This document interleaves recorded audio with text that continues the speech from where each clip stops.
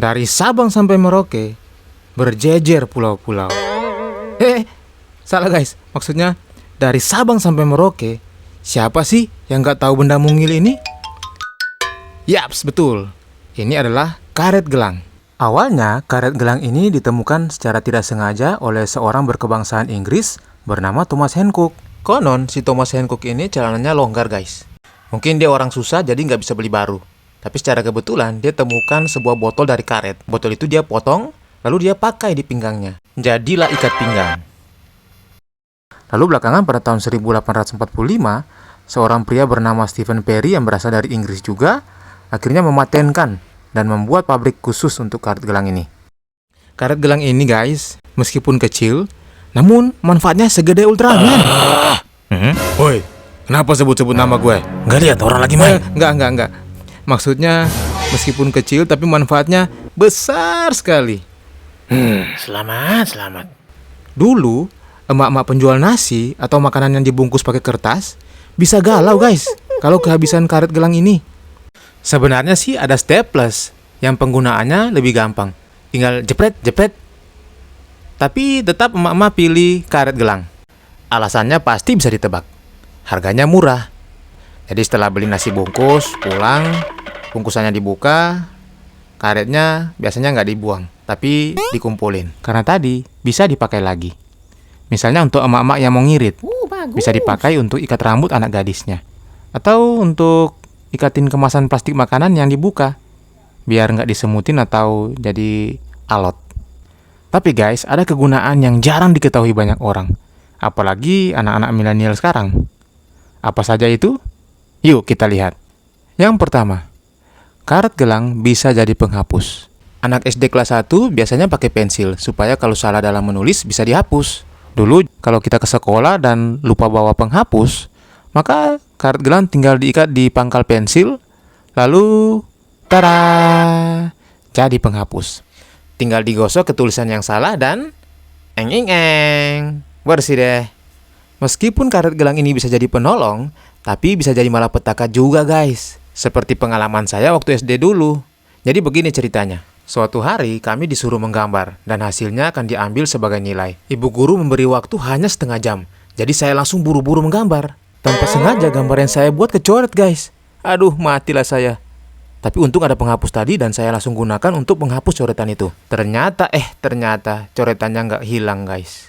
Panik dong, gak mungkin mau gambar dari awal lagi, waktu udah hampir habis. Untunglah, teman di samping meja menyarankan saya, basahin penghapusnya. Oke, masalahnya sekarang, mau dapat air dari mana? Kamar mandi dulu, habis waktu. Ya udahlah, gini aja. Saya mulai menggosok dengan penuh harap, dan ternyata benar guys, coretannya mulai hilang. Karena begitu bersemangat, saya menggosok dengan lebih keras lagi, mumpung karetnya masih basah. Lega rasanya. Tapi ternyata, ketika diperhatikan baik-baik, oh no, kertasnya kelihatan putih karena sudah tembus ke belakang, alias bolong. Selamat tinggal nilai menggambar. Ya sudahlah, itu sudah berlalu. Manfaat yang kedua, bisa dijadikan mainan untuk anak-anak. Banyak jenis permainan yang bisa dimainkan dengan karet gelang ini. Tapi yang paling populer adalah lompat karet. Ini biasanya dimainkan oleh anak perempuan, tapi kalau sudah rame, anak laki-laki juga ikut nimbrung. Yang dulu pernah main lompat karet dan berhasil lompat sampai merdeka, pokoknya jago banget lah. Atau ada juga yang model diputar kayak begini. Ini susah banget guys, beneran susah banget. Di setiap level gerakannya berbeda guys. Dan salah satu gerakan yang paling sulit adalah ini, lompat sambil duduk. Nah, karena permainan ini sulit, ada pantangan yang harus dihindari. Yang pertama, gak boleh makan terlalu banyak sebelum bermain. Kalau tetap dilakukan, maka yang terjadi adalah ini, muntah. Pantangan yang kedua, pastikan perutmu tidak dalam keadaan mules. Iya dong, posisi lompatnya aja kayak begini.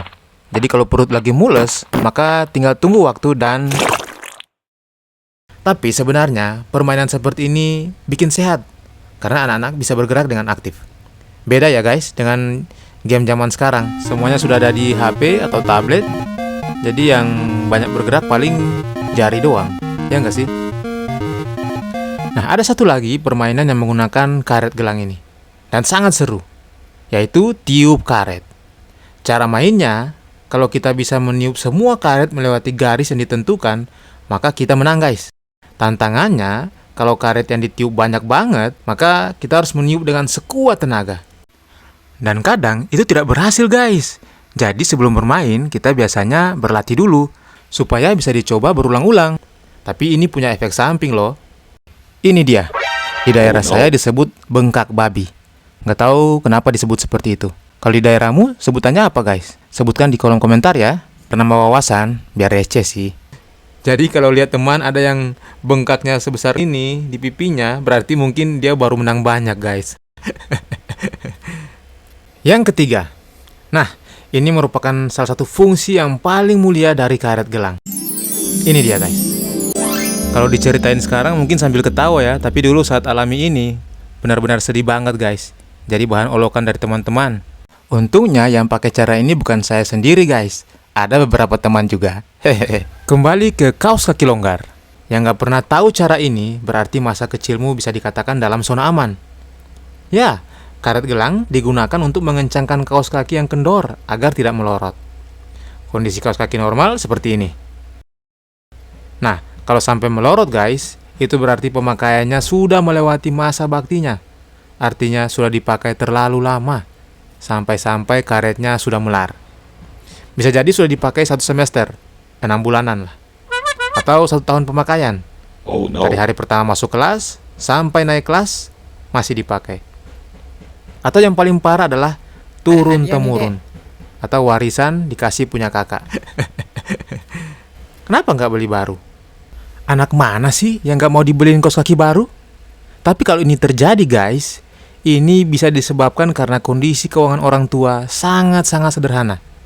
Jadi ketimbang beli kaos kaki baru, mending digunakan untuk hal yang lebih penting, yaitu untuk makan sekeluarga. Urusan kaos kaki longgar, biarlah karet gelang menjadi solusinya. Kalau nasi bungkus, jumlah karet bisa jadi penanda. Pakai karet 2 berarti pedas. Pakai karet 3, pedas banget. Di kaos kaki longgar, gak mau kalah dong. Level kesulitan ekonomi tinggal dilihat dari bekas karet yang ada di kaki. Bekas karetnya ada 3. Ini berarti kesulitan ekonominya level pedas. Oke, segitu dulu guys ceritanya tentang karet gelang. Yang pernah alami salah satu di antaranya berarti masa kecilmu berwarna. Kalau pernah alami semuanya, gimana guys? Komen di bawah ya. Oke guys, segitu dulu ceritanya tentang karet gelang. Untuk cerita lainnya, tunggu di video berikutnya. Dadah! Makan sup pakai kerepek. Subscribe dong!